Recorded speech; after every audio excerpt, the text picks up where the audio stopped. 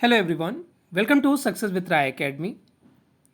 29 अगस्त 2024 के दैनिक जागरण के राष्ट्रीय संस्करण को आज के इस वीडियो में हम डिस्कस करेंगे। तो चलिए वीडियो को स्टार्ट करते हैं। और यहाँ पर सबसे पहली न्यूज़ राष्ट्रपति द्रौपदी मुर्मू का वो स्टेटमेंट है जो पूरे देश को सुनाया गया है, समझाया गया है और आगाह किया गया है। इस स्टेटमेंट में ये बताया गया है कि अगर हम अभी नहीं चेते तो भविष्य में हमारे जो देश की महिला हैं या बच्चियां हैं उनके साथ क्या होने वाला है। अब बहुत हो चुका और अब प्रत्येक नागरिक को जागने की आवश्यकता है। उसके साथ ही उन्होंने कई ऐसे कानून बनाने पर भी जोर दिया जो इस पर सख्ती से पालन कर सकें। इस न्यूज़ को देखते हैं जिसमें 9 अगस्त को कोलकाता में यानी कि पश्चिम बंगाल में एक जूनियर डॉक्टर के साथ हैवानियत की गई थी। द्रौपदी मुर्मू ने महिलाओं के खिलाफ अपराधों पर दुख जताते हुए कहा कि बस बहुत हो चुका, समय आ गया है कि महिलाओं के खिलाफ अपराध को लेकर देश को जागरूक किया जाए। हमें उस मानसिकता का मुकाबला करना चाहिए जो महिलाओं को कम शक्तिशाली, कम सक्षम और कम बुद्धिमान के रूप में देखते हैं। कोलकाता के एक अस्पताल में जब जूनियर डॉक्टर के साथ दुष्कर्म हुआ और उसकी हत्या की गई तब राष्ट्रपति द्रौपदी मुर्मू ने कहा कि मैं निराश और भयभीत हूँ। निराशाजनक बात यह है कि यह घटना महिलाओं के खिलाफ अपराधों की एक श्रृंखला है, यानी कि उसमें एक और चीज़ ऐड हो गई। फिर आगे क्या अपराध होगा ये उन्हें नहीं पता है। एक विशेष लेख में मुर्मू ने कहा कि महिलाओं के खिलाफ होने वाले अपराध के लिए कुछ लोगों द्वारा महिलाओं को वस्तु के रूप में देखने की मानसिकता जिम्मेदार है। अपनी बेटियों के प्रति हमारी जो जिम्मेदारी है कि हम उनके भय से मुक्ति पाने के मार्ग में आने वाली बाधाओं को दूर करें, यानी कि एक मोटिवेट करें हम अपनी बच्चियों को कि जब वो बाहर निकले घर से तो बिना किसी डर के निकल सकें।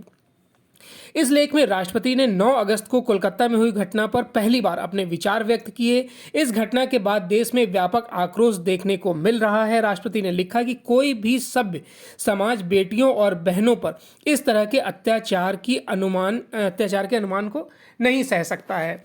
अब देखिए यहाँ पर राष्ट्रपति द्रौपदी मुर्मू का स्टेटमेंट तो आ गया, लेकिन इन्होंने कोई स्टेप नहीं उठाया है, ना तो संसद ने अभी तक स्टेप उठाया है। अगर चाहे तो संसद का विशेष सत्र बुलाकर, राष्ट्रपति को अधिकार है विशेष सत्र बुलाने का, दोनों सदनों का, राज्यसभा और लोकसभा का। अगर ये चाहें तो विशेष सत्र बुला सकती हैं और एक हफ्ते के अंदर ऐसा ठोस कानून बन सकता है जिससे इस तरीके के अपराधों को रोका जा सकता है।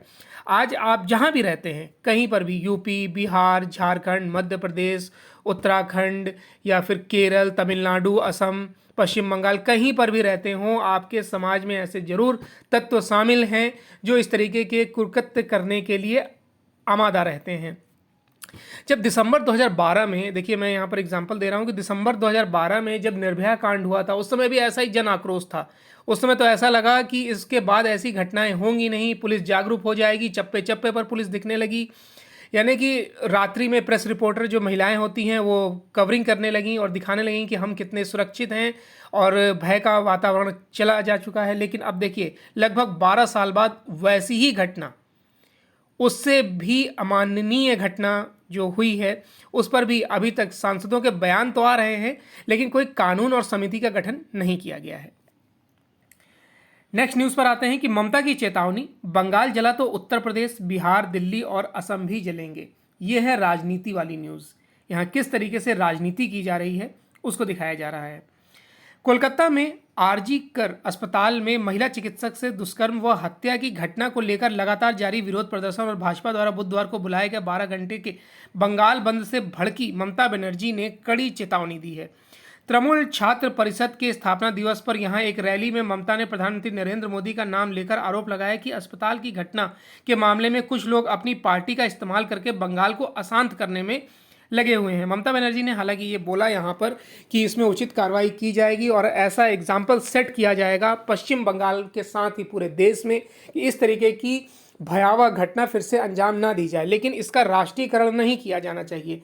अब उन्होंने यहाँ पर भाजपा को टारगेट किया कि राष्ट्रीयकरण नहीं किया जाना चाहिए, लेकिन लास्ट में उन्होंने स्टेटमेंट भी दे दिया कि अगर बंगाल जला तो उत्तर प्रदेश जहाँ भाजपा की सरकार है, बिहार जहाँ भाजपा की सरकार है वो भी जलेंगे, दिल्ली यानी कि राजधानी हो गया और असम जो सोनेवाल वहाँ के मुख्यमंत्री हैं, भाजपा की गवर्नमेंट है, वो भी जलेगा। तो इस तरीके से एक चेतावनी भी दे दी गई है कि अगर आप राजनीतिकरण कर रहे हैं तो हम उससे एक स्टेप आगे राजनीतिकरण करेंगे। हालांकि ये स्टेटमेंट सही नहीं है। नेक्स्ट न्यूज़ पर आते हैं। मनी लॉन्ड्रिंग केस में भी जमानत नियम, जेल अपवाद, सुप्रीम कोर्ट का ये स्टेटमेंट है।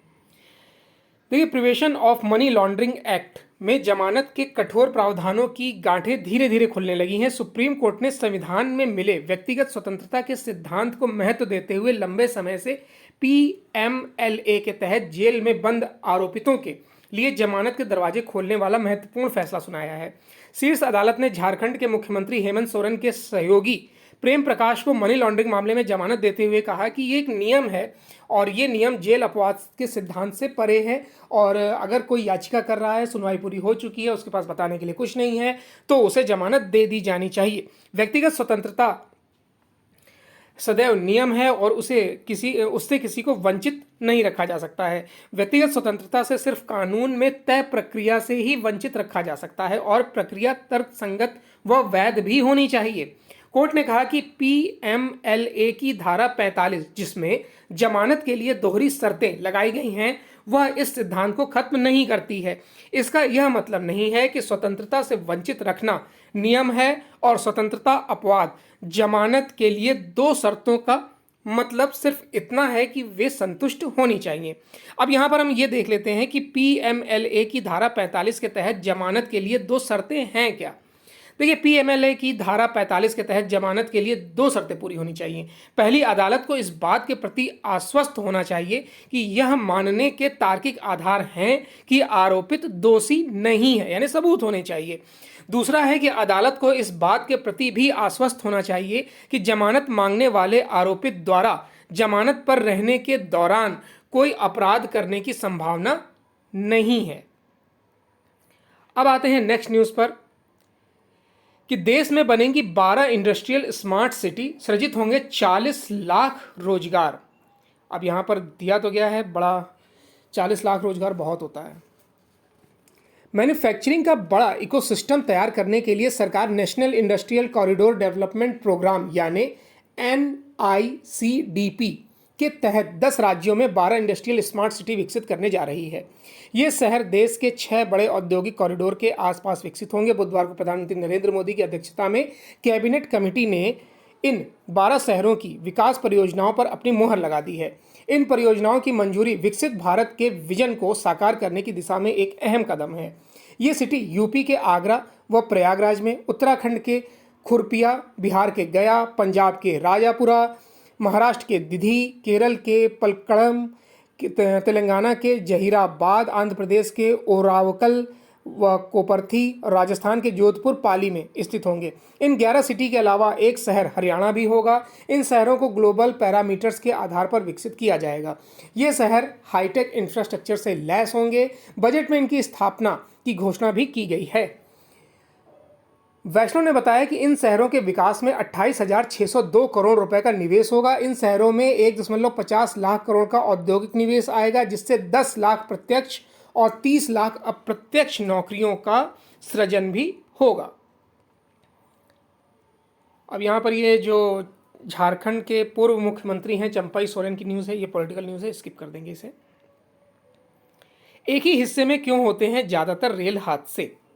हाल के दिनों में रेल हादसों का सिलसिला बता रहा है कि देश का एक खास कोना ही है जिसमें सबसे ज़्यादा प्रभावित हो रहा है रेलवे। आंकड़े बता रहे हैं कि देश के दक्षिणी, पश्चिमी एवं मध्य हिस्से की पटरियां सुरक्षित हैं। यहां ट्रेनें बेपटरी नहीं हो रही हैं, किंतु पूर्वी एवं उत्तरी हिस्से में रेल हादसों की भरमार है। ऐसे में प्रश्न उठता है कि अचानक ऐसा क्या हो गया है कि एक खास हिस्से में ही ट्रेन हादसे धड़ाधड़ होते जा रहे हैं। रेलवे अधिकारियों में हैरानी है कि बिहार, झारखंड, उड़ीसा, बंगाल और उत्तर प्रदेश से जुड़े बड़े क्षेत्र में ही अधिकतर ट्रेनें बेपटरी होने लगी हैं। इस वर्ष जून से अभी तक छोटे बड़े 18 ट्रेन हादसे हुए हैं, जिनमें से 14 उत्तर पूर्वी हिस्से में ही हुए हैं।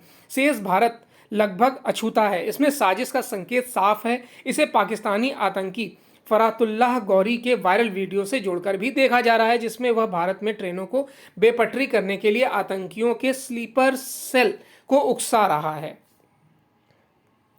नेक्स्ट न्यूज़ है कि देश में पहली बार एसिड अटैक पीड़ित पुरुष को पेंशन।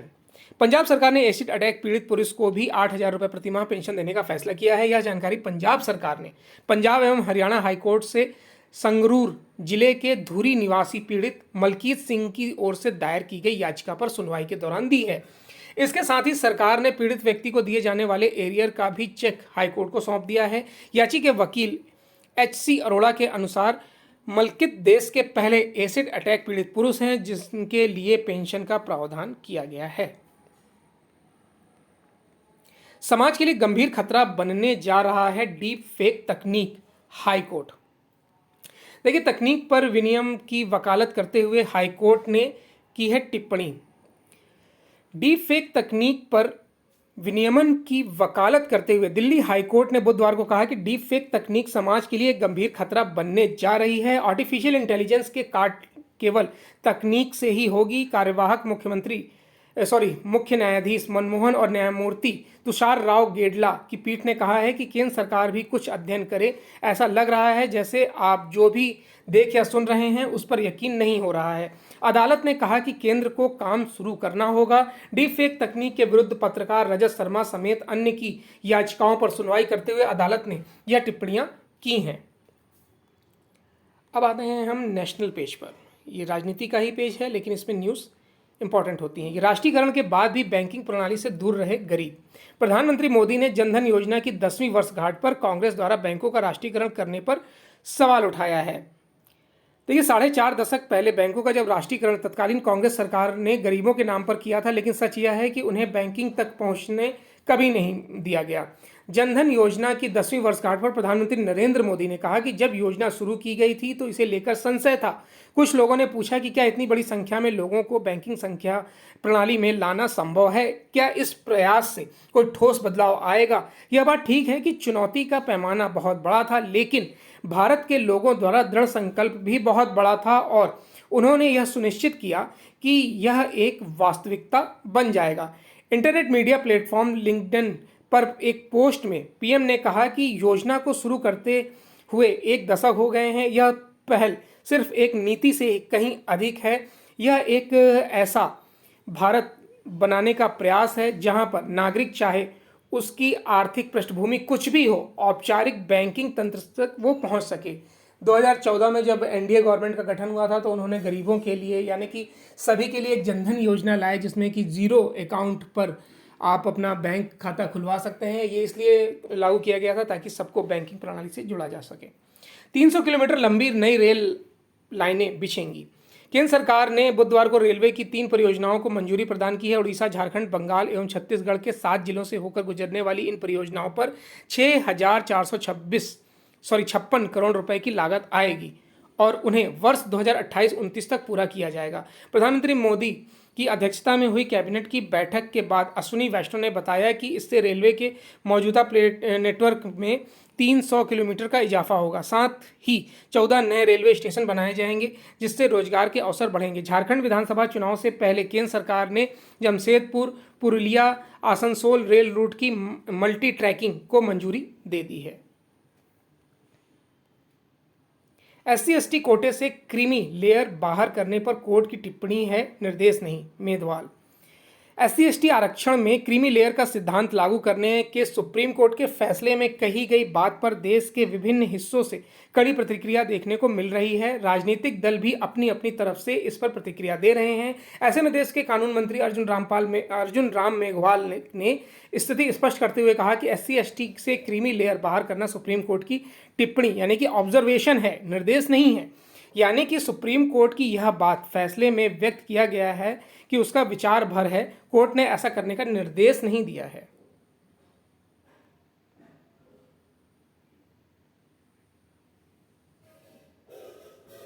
साक्षरता पर राज्यों में नया जोश भरने में जुटा केंद्र।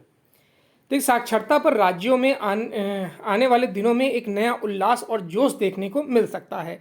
केंद्र सरकार ने इसे लेकर पहले एक जो पहल है वो तेज की है। सभी राज्यों को पत्र लिखकर साक्षरता से जुड़ी मुहिम को तेज करने के निर्देश दिए गए हैं। इसके साथ ही साक्षरता के नए चरण उल्लास यानी कि outstanding life long learning for all in society से जुड़ने की सलाह दी गई है। इसका उद्देश्य 2030 तक 100% साक्षरता के लक्ष्य को हासिल करना है।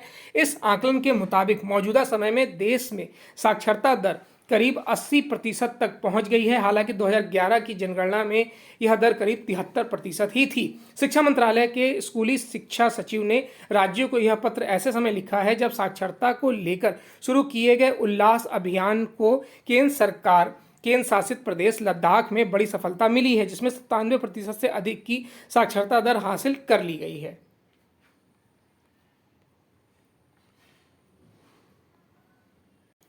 अब आते हैं हम एडिटोरियल पेज पर। एडिटोरियल पेज पर पहला आर्टिकल है, दोहराई जाए आईफोन की सफलता गाथा। और ये आर्टिकल गुरुचरण दास जी ने लिखा है। और सेवा क्षेत्र में तो भारत विश्व के बैंक ऑफिस के रूप में तब्दील हो गया है, लेकिन दुनिया के कारखाने के रूप में भी इसे बदलना होगा। इसी पर यह आर्टिकल लिखा गया है कि विश्व में तेज गति से वृद्धि कर रही भारतीय अर्थव्यवस्था के समक्ष कुछ चुनौतियां भी हैं।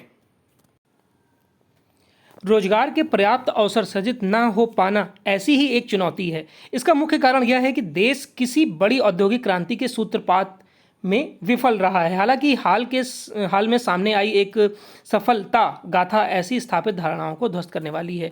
इसमें उम्मीद जगने के साथ ही यह भी सिखाया गया है कि अभी और क्या क्या किया जाना शेष है। क्या इससे सबक लेते हुए हम लेबर इंसेंटिव यानी बड़े पैमाने पर श्रम की खपत करने वाले क्षेत्रों में इस सफलता को दोहरा सकते हैं। भारत में बेरोजगारी समस्या नहीं बल्कि रोजगार के लिए काबिल लोगों की कमी उसमें बड़ी समस्या है। तमाम लोगों के खाते से लेकर बाजार तक कम उत्पादन वाले कामकाज या असंगठित रोजगार में सक्रिय हैं, लेकिन वे गुणवत्तापूर्ण एवं अधिक उत्पादक रोजगार के आकांक्षी हैं।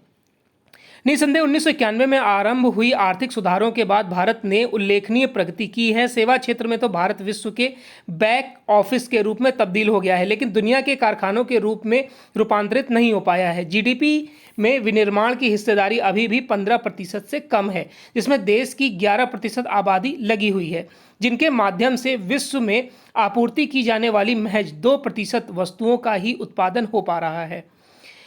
देश में आईफोन सफलता गाथा साकार हो सकती है तो इसका श्रेय संवेदनशील सरकारी वार्ताकारों को भी जाता है, जिन्होंने खुलेपन से कंपनी के आग्रहों को सुनकर उसकी आवश्यकताओं के अनुरूप प्रावधान को हरी झंडी दिखाई थी। रोजगार सृजन में एमएसएमई के मुकाबले बड़ी कंपनियां कहीं अधिक मददगार हो सकती हैं। उनके लिए आपूर्तिकर्ता की भूमिका छोटी कंपनियों के लिए भी लाभदायक होगी। इसलिए सरकार को ऐसी दिग्गज कंपनियों को आकर्षित करने पर ध्यान केंद्रित करना चाहिए जो चीन में विनिर्माण को लेकर जोखिम महसूस कर रही है। वैश्विक बाजार में सफलता के लिए उत्तम कोटि के उत्पाद अभी अपरिहार्य होते हैं। इस दिशा में अगला कदम यह होना चाहिए कि लेबर इंसेंटिव क्षेत्रों में दिग्गज ब्रांडों को लुभाकर आईफोन की सफलता गाथा दोहराई जाए। भारत में एप्पल की सफलता से वैश्विक कंपनियों को संदेश गया है कि विनिर्माण के लिए भारत अब प्रतिकूल ठिकाना नहीं है।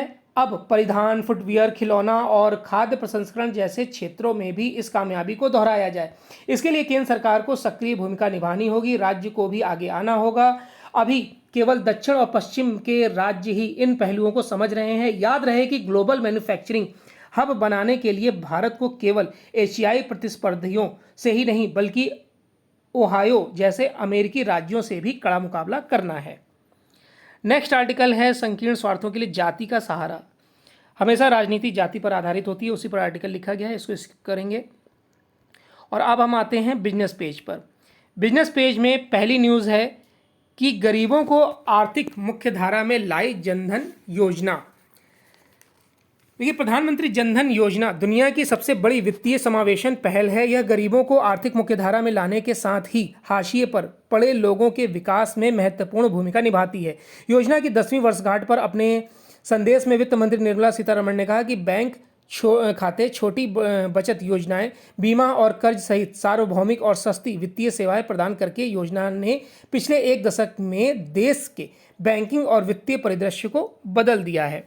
अब यहाँ पर आंकड़े दिए गए हैं कि 14.72 करोड़ जनधन खाते मार्च 2015 में खुले थे। 2.3 लाख करोड़ रुपए जमा हुए इन खातों में और 4,352 रुपये औसत जमा रकम थी प्रति खाते में। 36.06 करोड़ रुपए डेबिट कार्ड जारी किए गए और जनधन योजना के तहत अब तक ये जारी किए जा चुके हैं। 79.67 POS या POS स्थापित किए गए हैं जो योजना के लॉन्च होने के बाद आए थे। रिलायंस और वॉल्ट डिज्नी के विलय को CCI की मंजूरी। भारतीय प्रतिस्पर्धा आयोग ने बुधवार को कहा कि उसने देश की सबसे बड़ी मीडिया कंपनी के गठन के लिए रिलायंस इंडस्ट्री और वॉल्ट डिज्नी कंपनी की मीडिया इकाई के विलय को मंजूरी दे दी है। आयोग ने कहा कि इस विलय समझौते को दोनों पक्षों द्वारा प्रस्तावित कुछ संशोधनों के साथ मंजूरी दी गई है। रिलायंस इंडस्ट्री की मीडिया इकाई वायकॉम 18 और वॉल्ट डिज्नी की मीडिया इकाई स्टार इंडिया प्राइवेट लिमिटेड के बीच विलय की घोषणा साल की शुरुआत में की गई थी। इस समझौते के लागू होने पर देश की सबसे बड़ी मीडिया कंपनी का गठन होगा जिसकी कीमत 70,000 करोड़ रुपए से अधिक होगी। UPI रुपए को वैश्विक बनाने के प्रयास जारी।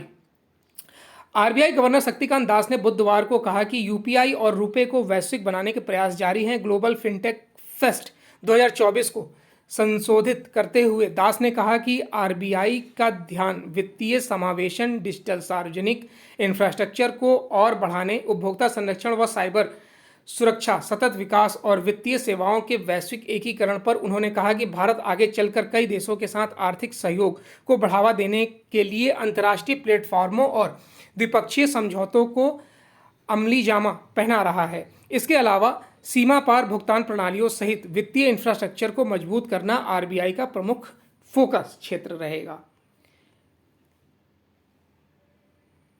इंटरनेशनल पेज पर पहली न्यूज़ है कि अमेरिका में प्रधानमंत्री मोदी को सुनने के लिए भारतवंशियों में उत्साह। प्रधानमंत्री नरेंद्र मोदी अगले महीने संयुक्त राष्ट्र महासभा के उच्च स्तरीय सत्र में हिस्सा लेने के लिए अमेरिका का दौरा करने वाले हैं। इस दौरान वह भारतीय अमेरिकी समुदाय के एक कार्यक्रम को संबोधित करेंगे। Modi and US progress together कार्यक्रम न्यूयॉर्क के लॉन्ग आइलैंड के नाउस कॉलेजियम में 22 सितंबर को होगा। उन्हें सुनने के लिए भारतवंशी बेहद उत्साहित हैं। इसमें शामिल होने के लिए 24,000 भारतवंशियों ने अब तक हस्ताक्षर किए हैं।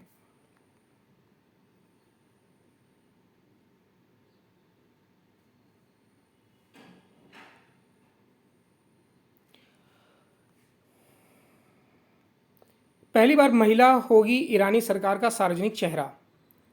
पहली बार एक महिला ईरानी सरकार का सार्वजनिक चेहरा होगी।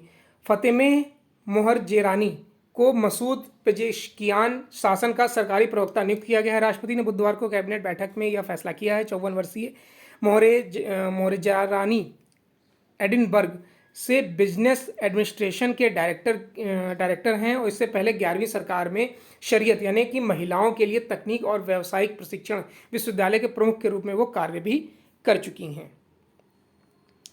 तो ये आज का यानी 29 अगस्त 2024 का दैनिक जागरण का राष्ट्रीय संस्करण था। आई होप आपको वीडियो अच्छा लगा होगा। अगर वीडियो अच्छा लगा हो तो लाइक और शेयर कर दीजिएगा। वीडियो देखने के लिए बहुत बहुत धन्यवाद।